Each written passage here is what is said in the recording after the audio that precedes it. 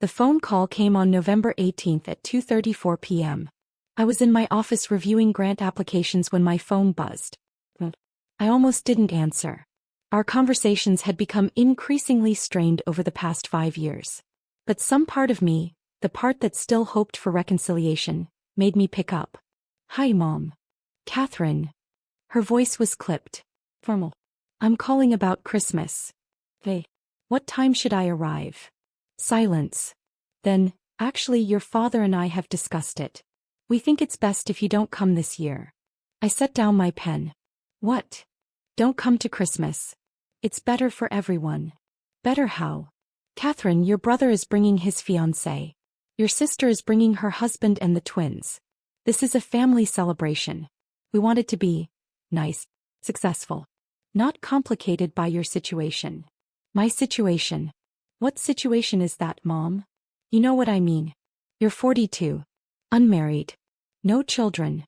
Still working at that nonprofit thing. Your brother just made VP at his company.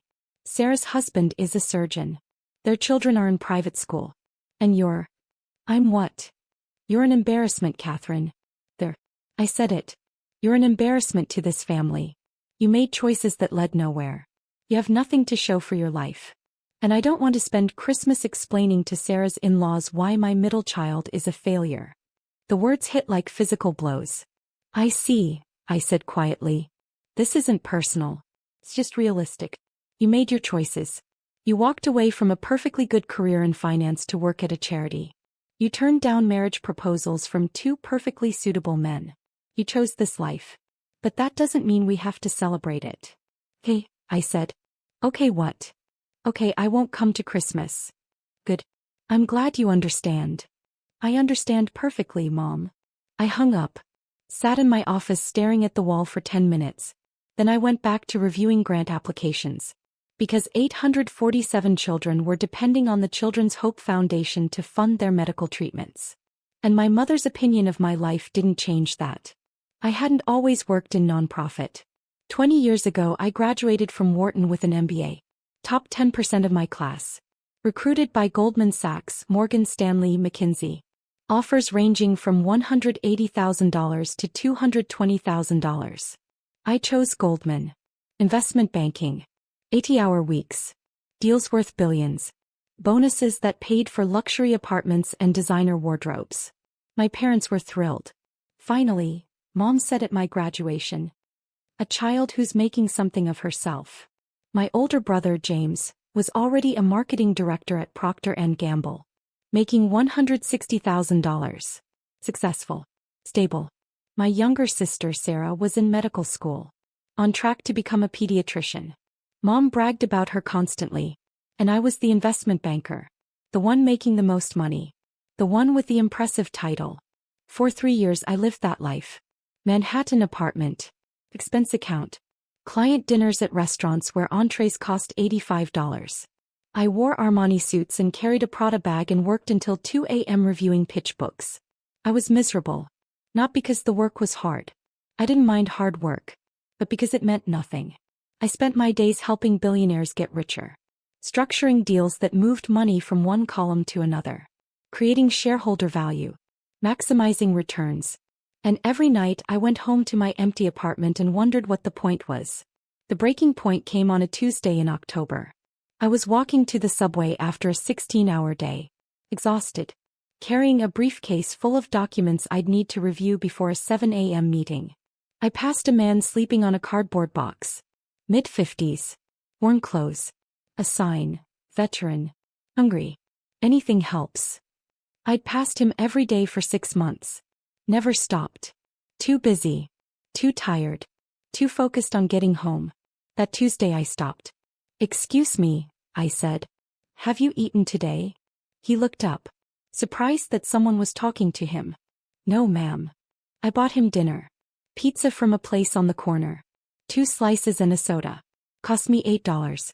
He cried when I handed it to him. "God bless you," he said. "You're an angel." I wasn't an angel. I was an investment banker who just helped a pharmaceutical company structure a deal that would increase drug prices by 23%. But this man thought I'd done something meaningful. For $8. I went home that night and couldn't stop thinking about it. The math didn't make sense. I'd helped move $400 million in a deal that afternoon. I'd personally made the bank $3 million in fees. My bonus would be $120,000. But I'd never seen anyone cry with gratitude over my PowerPoint presentations. 6 months later, I left Goldman Sachs. Took a job at a small nonprofit called Children's Hope Foundation. They funded medical treatments for kids whose families couldn't afford them. Cancer treatments, heart surgeries, transplants. My salary, $52,000. My parents were horrified. "You're throwing away your career," Dad said. "You went to Wharton to work at a charity?" Mom asked. "Do you know how embarrassing that is?" "I'm helping children," I said. "You're wasting your potential," Mom replied. "James is making real money. Sarah will be a doctor. And you're going to be a nonprofit worker making poverty wages." "I'm making enough." "Enough for what? You can't even afford to buy a house on that salary." "I don't need a house." "Everyone needs a house, Catherine. Everyone needs stability. You're throwing that away for what? So you can feel good about yourself." "Yes," I said simply. "That's exactly why." She didn't understand. She never understood. That was 17 years ago. In those 17 years, I'd built Children's Hope Foundation from a small organization operating in 3 cities to a national foundation operating in 47 states. When I started, we had 4 employees and a budget of $800,000. We helped 127 children that first year. Now we had 143 employees and a budget of $68 million.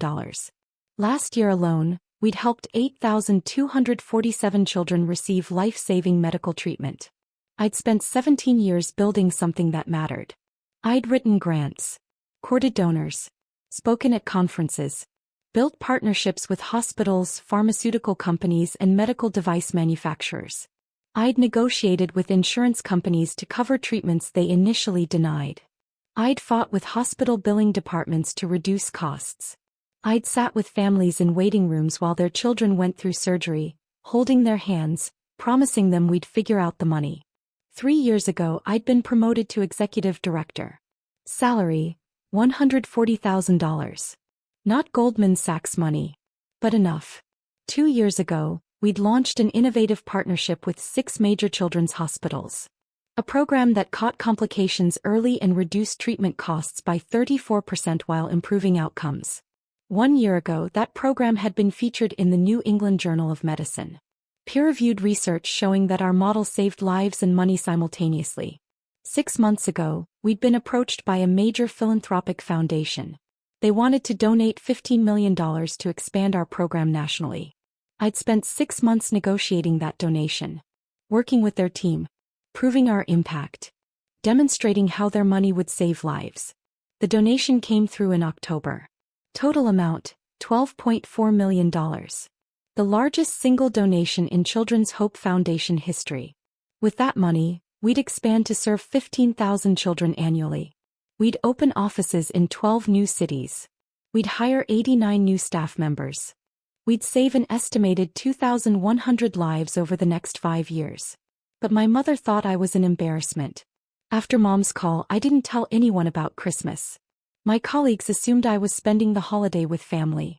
I didn't correct them. Christmas Day, I volunteered at a children's hospital in Philadelphia. Played board games with kids who couldn't go home. Read stories to a 7-year-old girl recovering from a bone marrow transplant. Held a newborn in the NICU whose mother was too exhausted to hold him herself. At 8 p.m., I went home to my apartment in Center City. Small. 1 bedroom. Modest. I'd never needed more. I made pasta for dinner. Watched a movie. Went to bed at 10 p.m. It was one of the best Christmases I'd had in years. Because I'd spent it doing work that mattered. With people who appreciated it. My mother's voice echoed in my head sometimes, "You're an embarrassment." But when I looked at the photo on my desk, 8-year-old Marcus, who'd received a heart transplant we funded last year, smiling with his family, I knew the truth. I wasn't an embarrassment. I was exactly where I was supposed to be. The invitation arrived in early December. Children's Hope Foundation had been selected to receive the Humanitarian Impact Award at the annual Children's Hospital Network Gala. The award recognized organizations that had made significant contributions to pediatric healthcare. The gala was scheduled for January 24 at the Bellevue Hotel in Philadelphia. Black tie. 600 guests. Dinner, speeches, and awards ceremony. "You're accepting the award," my board chair Margaret said during our weekly call. "This is your achievement, Catherine. You built this organization. It's a team effort." "Catherine, stop being modest. You turned an $800,000 operation into a $68 million national foundation. You secured the largest donation in our history. You've personally overseen programs that have saved thousands of lives. Accept the damn award." I smiled. Margaret was 83 years old. A retired hospital CO. She didn't tolerate false modesty. "Hey," I said. "I'll accept it." "Good. Wear something nice. And bring a guest if you want." I didn't have a guest. I'd been single for 4 years. My last relationship had ended when he told me I cared more about other people's children than building a life with him. He wasn't wrong. "I'll come alone," I said. "Your family will be there though, right?" "No." "Why not?" "They're not interested in this part of my life." Margaret was quiet for a moment. "Their loss," she finally said. "Our gain." January 24 arrived cold and clear. I spent the morning at the office, finishing reports. At 3 p.m. I went home to get ready. The dress was simple. Navy blue. 4-length. Elegant but not flashy. I'd bought it on sale at Nordstrom for $200. My jewelry was minimal. Pearl earrings my grandmother had given me. A silver necklace I'd owned for 15 years. I looked at myself in the mirror. 42 years old. Unmarried. No children. Working at that nonprofit thing. My mother's words still stung. But tonight, I'd be honored for the work I'd spent 17 years building. That had to count for something. I arrived at the Bellevue at 6:15 p.m. The grand ballroom was spectacular. Crystal chandeliers. Round tables with ivory linens. Each table seated 10. Place cards at every setting. I found my table. Table 5. Front section. Reserved for award recipients and board members. Margaret was already there. She stood when she saw me. "Catherine, you look beautiful." "Thank you." "Nervous?" "A little." "Don't be. You deserve this." The other seats at our table filled quickly. Members of our board. Major donors. The CEO of Children's Hospital of Philadelphia. A journalist from the Philadelphia Inquirer. At 6:45 the lights dimmed. Guests found their seats. I scanned the room out of habit. 600 people. Hospital administrators. Foundation directors. Major philanthropists. Medical professionals. And then I saw her. Table 19. Back section. Wearing a burgundy dress I recognized from Sarah's wedding 2 years ago. My mother. She was with a woman I didn't recognize. Mid-60s. Well-dressed. They were laughing about something. My heart started pounding. What was she doing here? Margaret noticed my expression. "You okay?" "My mother is here." "What? Where?" "Table 19. Margaret looked. "The woman in burgundy?" "Yes." "Did you invite her?" "No. I didn't tell her about tonight." "Then how?" The MC took the stage. "Good evening, everyone. Welcome to the 23rd Annual Children's Hospital Network Gala. We have an inspiring evening ahead. Dinner will be served shortly, followed by our awards ceremony." I couldn't focus on his words. My mother was here. At my event. An event celebrating the work she'd called an embarrassment. How had she even gotten an invitation? Dinner was served. I ate mechanically. Salmon. Asparagus. Roasted potatoes. Margaret kept glancing at me. "Catherine, are you going to be okay for your speech?" "I'm fine." "You're not fine. You're pale." "I'm fine," I repeated. At table 19 Mom was eating. Chatting with her friend. She hadn't seen me yet. The room was too large. The lighting too dim. At 8 p.m. the awards ceremony began. Our first award tonight is for innovation in pediatric care. A hospital in Boston won. The administrator gave a speech. Thanked her team. Sat down. Our next award is for medical research excellence. A research team from Johns Hopkins won. More speeches. More applause. My hands were shaking. And now, the MC said, "We come to our most significant honor of the evening. The Humanitarian Impact Award. This award recognizes an organization or individual who has made extraordinary contributions to improving the lives of children facing medical challenges." He paused. This year's recipient has transformed pediatric healthcare in ways few people fully understand. 17 years ago, she left a lucrative career in investment banking to join a small nonprofit with a budget under $1 million and a staff of 4 people. I could see my mother now. She was paying attention, probably wondering who the recipient was. Under her leadership, that organization has grown into a national foundation operating in 47 states with a budget of $68 million. Last year alone, they provided funding for life-saving medical treatments for over 8,000 children whose families couldn't afford care. Mom's friend leaned over and whispered something. Mom nodded. She personally secured the largest donation in the organization's history, $12.4 million from the Hartwell Foundation, which will allow them to expand their programs and serve 15,000 children annually. The screens behind the stage lit up. My photo appeared. Professional headshot. Below it, Catherine Morrison, Executive Director, Children's Hope Foundation. Her innovative partnerships with major children's hospitals have been featured in peer-reviewed medical journals.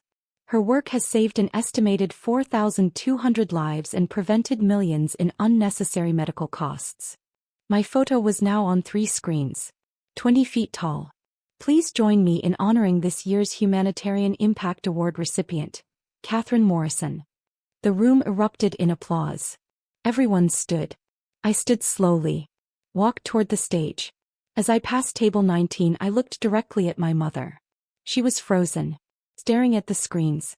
Her mouth was open. Her friend was staring too. Then she looked down and saw me walking past their table. She grabbed Mom's arm. Whispered something. Mom turned. Saw me. Our eyes met. Her face went completely white. I kept walking. Up the stairs. Onto the stage. The MC handed me the award. Crystal sculpture. Heavy. Beautiful. Congratulations, Catherine. Would you like to say a few words? I took the microphone. Looked out at 600 faces. And one face in particular. My mother at table 19. Still frozen. Still staring. I began speaking. Thank you. 17 years ago, I made a decision that confused a lot of people. I left a career in investment banking to work at a nonprofit. I took an 80% pay cut. I gave up the Manhattan apartment and the expense account and the year-end bonuses. Light laughter from the audience. People asked me why. My family asked me why. My colleagues thought I was crazy. I could see Mom clearly now. She was crying. But I made that choice because I'd realized something important. Money is just a tool. Success isn't measured by your salary or your title or the size of your house. Success is measured by impact. By the lives you touch. By the difference you make. I held up the award. This award represents 8,247 children who received medical care they needed. Children like Marcus, who got a heart transplant at 8 years old and is now a healthy 5th grader who wants to be a doctor. Children like Sophia, who beat leukemia and just started college. Children like James, who survived a brain tumor and is now teaching other families how to navigate the medical system. My voice broke slightly. Those children are my success. Their families are my success. The 143 people who work at Children's Hope Foundation and dedicate their lives to this mission, they're my success. I looked directly at table 19. I don't have a big house. I don't have a corporate title. I'm not married. I don't have children of my own. By some standards, I might look unsuccessful. But I know the truth. I've spent 17 years building something that saves lives. That gives hope to families in their darkest moments. That makes the world measurably better. Tears were streaming down Mom's face. So thank you to the Children's Hospital Network for this incredible honor. Thank you to my team at Children's Hope Foundation. Thank you to our donors and partners and supporters. And thank you to every child and family who trusted us to walk with them through their medical journey. The room stood. Standing ovation. I walked off stage. Back to my table. Margaret hugged me. That was perfect. Thank you. Your mother is a mess. I know.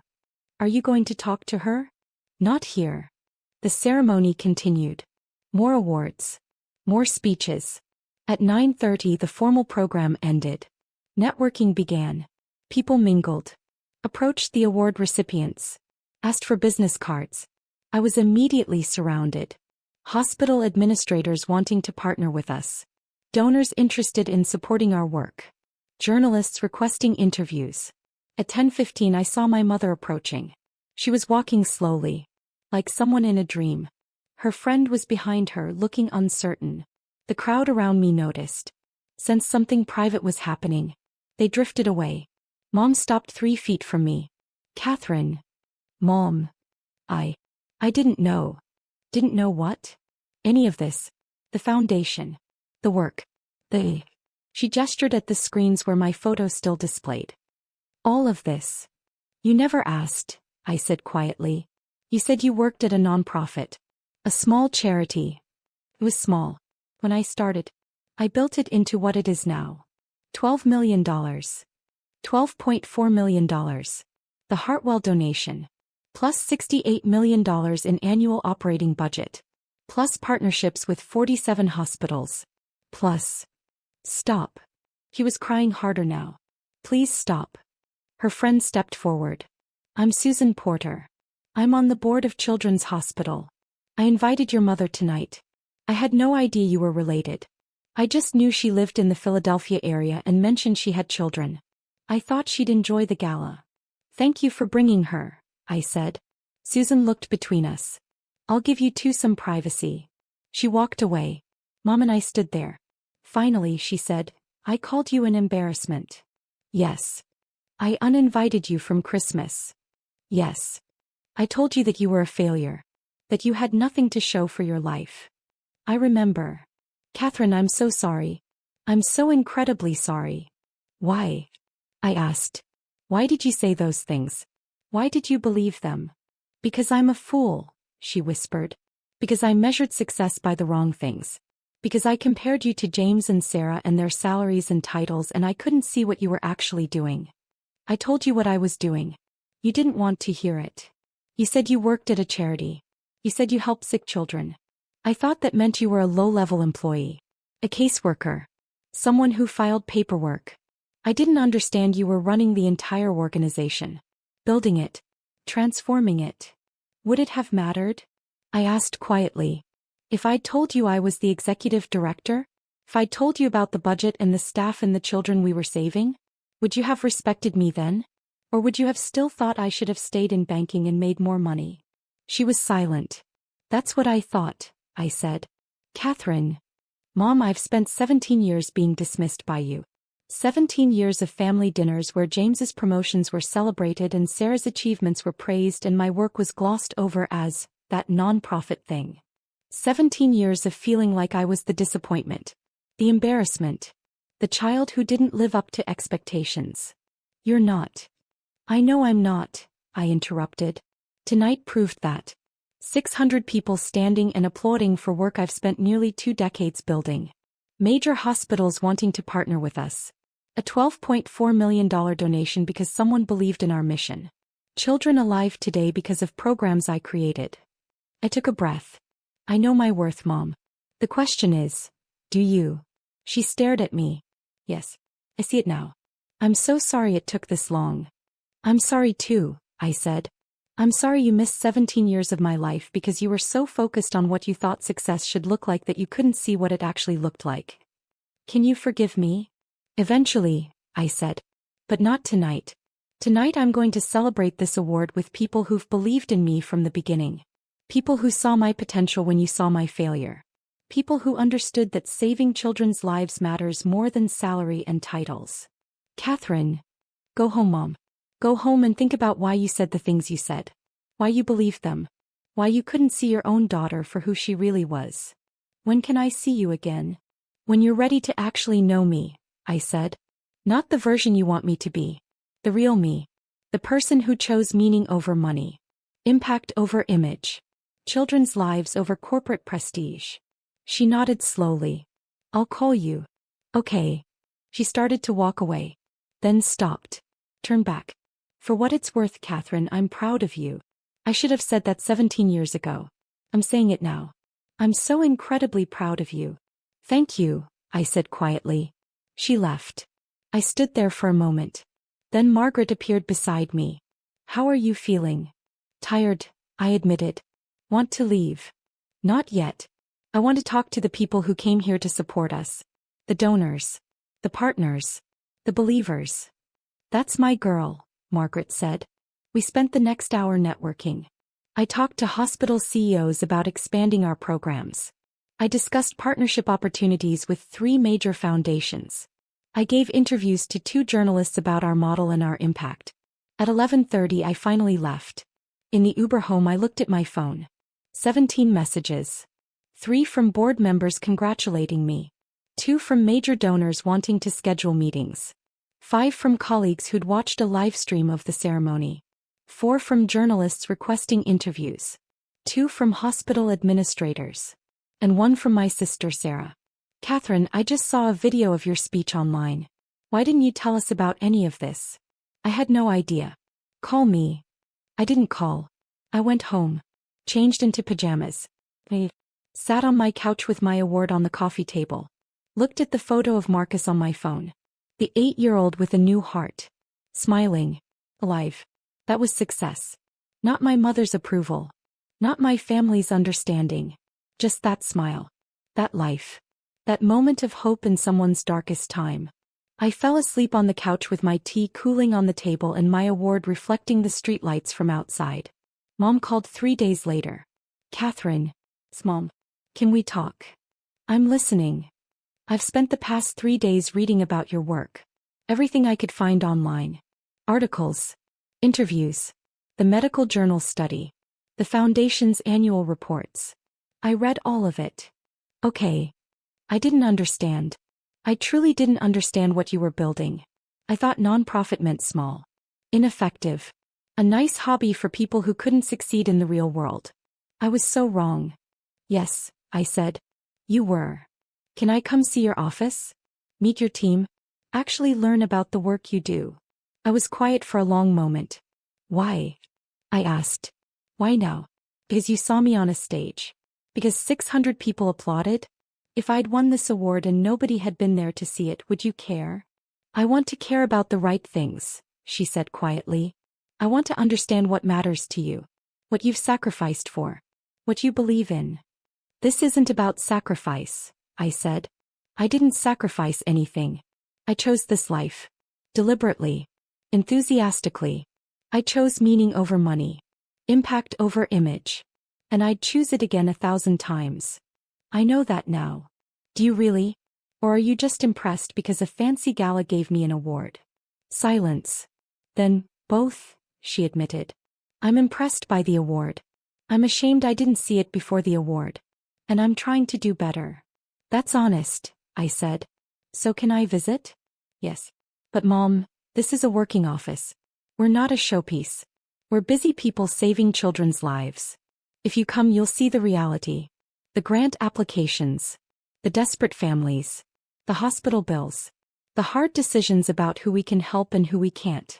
It's not glamorous. I want to see all of it, she said. Hey. Next Tuesday. 10 a.m. I'll be there. Tuesday at 10 a.m., Mom arrived at our office. 3 floors of a converted warehouse in South Philadelphia. Open workspace. Conference rooms. A reception area with photos of children we'd helped. She stood in the reception area for a long moment, looking at the photos. These are the children you've saved? Some of them. We have thousands more. I gave her the tour. Showed her the program offices where caseworkers evaluated applications. The finance department that processed payments to hospitals. The donor relations team that maintained relationships with supporters. The communications staff that told our stories. We stopped at my office. Small. Window overlooking the street. Desk covered in files. This is where you work? Most days. When I'm not visiting hospitals or meeting with donors. He picked up the photo on my desk. Marcus. The boy with the new heart. Who is this? Marcus.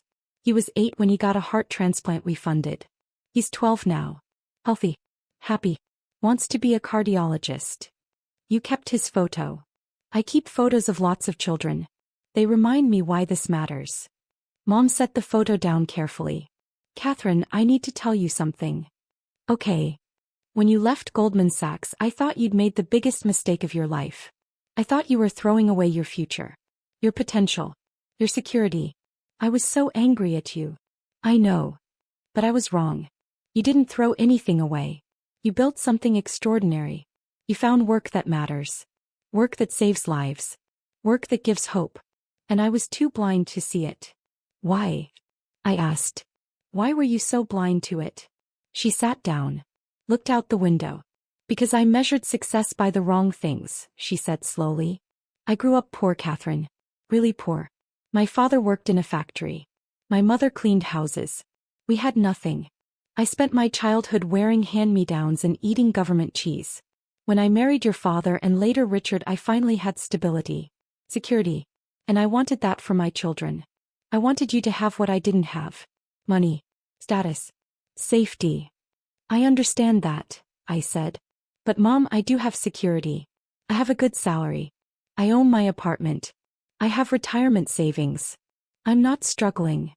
But you could have had so much more. Or what? More money I don't need? A bigger apartment I'd be alone in?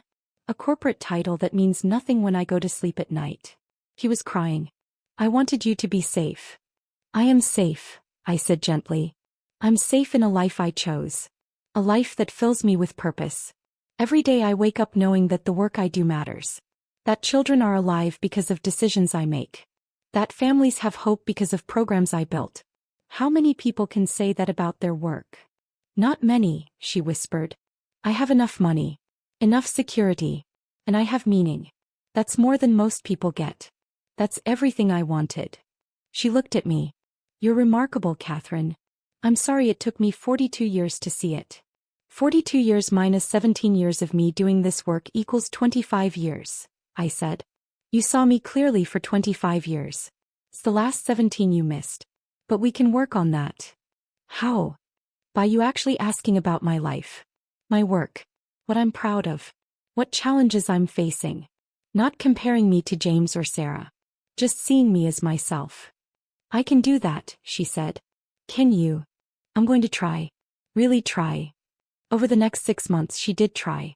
She called every Sunday. Asked about my week. Listened when I told her about funding decisions and partnership negotiations and children we'd helped. She came to a fundraising event in March. Sat at a table with donors. Watched me give a speech. Afterward she introduced herself to people. I'm Catherine's mother. I'm so proud of her work. In April she brought my father to the office. Showed him around. Explained our programs. He listened. Asked questions. Seemed genuinely interested. In May she told James and Sarah about the award. Showed them the video of my speech. Sarah called me crying. Why didn't you tell us about any of this? You never asked, I said simply. We should have asked. Yes. You should have. In June the whole family came to our annual gala. Mom, Dad, James and his fiancée Sarah and her family. They sat at table 7. Wore formal attire. Clapped when I was introduced. During my speech I looked at them. My family.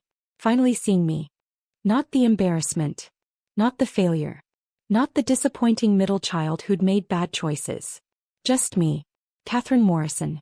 Executive Director of Children's Hope Foundation. Builder of programs that saved lives. Protector of children. Believer in meaning over money. After the gala we went to dinner. This was incredible, James said. I had no idea your organization was this big. This important. It is, I said. Why didn't you tell us? I tried, I said. For years. But you weren't listening. We're listening now, Sarah said quietly. I appreciate that. Mom reached across the table. Took my hand. I'm so sorry for what I said. About Christmas. About you being an embarrassment. I'll regret those words for the rest of my life. I know, Mom. Can you forgive me? I thought about it. About the hurt. The years of feeling dismissed. The phone call uninviting me from Christmas. But I also thought about the past 6 months. About her trying. About her showing up. About her finally seeing me. Yes, I said. I forgive you. She cried. Right there in the restaurant. Dad squeezed her shoulder. We're all proud of you, Catherine. So proud. Thank you, I said. And I meant it. Not because I needed their approval. Not because their pride validated my choices. But because after 17 years, my family finally understood what I'd known all along. Success isn't measured by salary or status. It's measured by the lives you touch, the hope you give, the difference you make. And by that measure, I was the most successful person at the table.